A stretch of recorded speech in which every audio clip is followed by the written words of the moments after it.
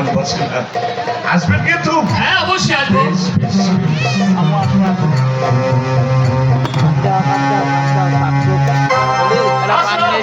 হ্যাঁ, কি সমস্যা নেই। এবার আমি তোমাকে তোমার আশ্রমে নিয়ে যাবো। তবে সে আশ্রমের নাম কয়েকখানা।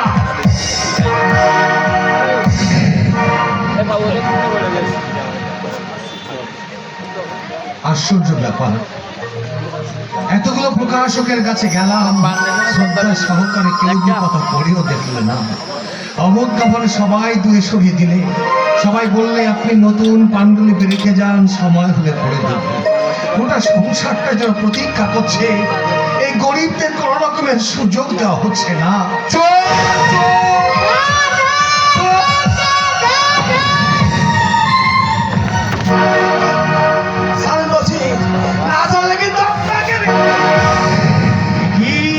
দাদা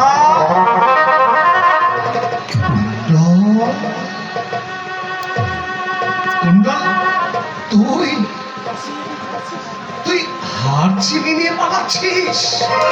তুই না আমার ভাই। হ্যাঁ, আমি তোমার ভাই।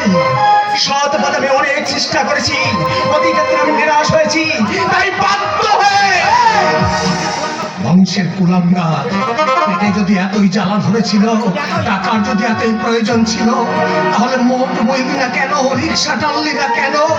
তাতে তো আমি মাথা উঁচু করে বসতে পারতাম। মাথা কোথায়? তোমার মাথা?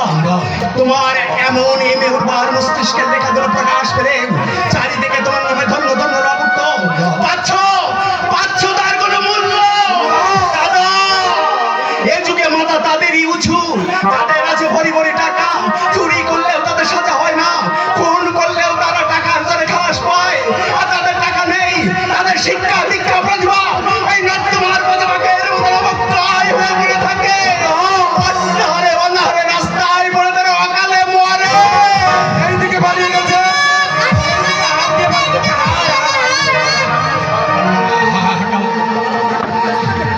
যা, এবার তুই পালিয়ে যা। ধরা পড়লে ওরা তোকে আসতে পারবে না। যা, চলে যা। হাতটা তুমি আমাকে দাও দাদা। তুই চলে যা। না দাদা, তোমার হাতে হাত দেখলে ওরা তোমাকেই চোর ভাববে। আমার জন্য তোমাকে এত বড় শাস্তি আমি নিতে দেব না দাদা। ওরে কুণ্ডল, বড়দেরই তো চিরটাকাল ঝড় ঝঞ্ঝার দাপট সহ্য করতে হয়।